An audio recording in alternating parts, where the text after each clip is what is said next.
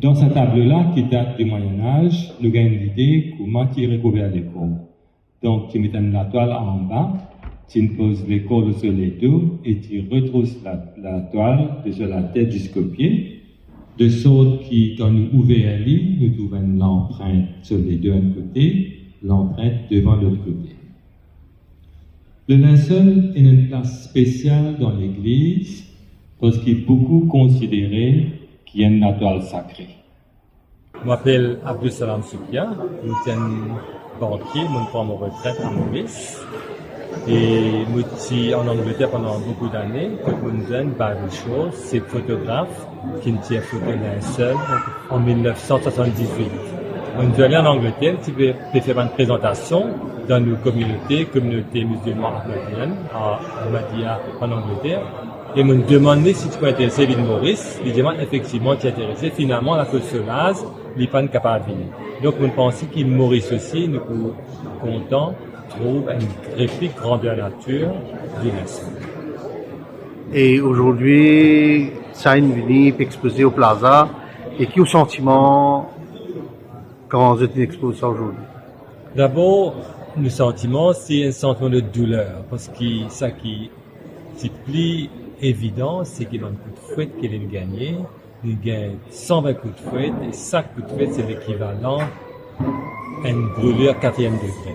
Donc d'abord c'est ça, et ensuite nous trouvons qu'il y a une grande souffrance qui nous laisse une trace pour l'humanité, dans le sens qui nous laisse une trace comme Billy Rubin, qui surmonte la cruauté de l'homme et nous laisse une trace pour l'humanité, pour trouver qu'il quand même c'est un dimanche saint, ce disant en ligne noire, ce disant en ligne rouge. Et je pense que le peuple Maurice faut intéresser. Il y a un personnage historique, puis non idée religieux essentiellement, un personnage historique qui peut donner l'intérêt à Maurice. Ok. Et l'exposition jusqu'à quand, Prenna? Bon, l'exposition seulement ici, mais nous prêts pour faire l'exposition là, il n'y a aucune place qui demande pas l'église, pas l'université, municipalité de public, pour lui, que de bannes intéressés, nous peut intéresser, faire mes présentations. 20 minutes qui honore le personnage de Jésus et l'Église et les évangiles, côté intervention. Donc, il n'y a rien qui peut blesser personne. C'est juste un personnage historique et il peut raconter ses histoires. Alors, d'abord, le linceul est un objet extrêmement intéressant, extrêmement intriguant. Parce que d'un côté l'aspect scientifique et qui pose quand même beaucoup d'interpellations et de questions dans le monde entier, et ensuite il y a l'aspect un peu lié à la foi, aux convictions, à la dévotion. Et là c'est intéressant parce que ça fait passerelle entre le monde chrétien, particulièrement catholique, et le monde musulman. Et c'est un peu dans ce sens-là que je suis venu, un peu comme un simple visiteur, comme un simple passant, voir au-delà des préjugés, au-delà de ce qu'on pourrait dire, de ce qu'on pourrait mal interpréter ici. Je sais qu'il y a eu pas mal d'informations qui ont circulé sur les réseaux virtuels. Donc je voulais me faire une idée comme un scientifique, comme un académique, mais aussi comme un chrétien et comme un croyant ouvert au dialogue interreligieux.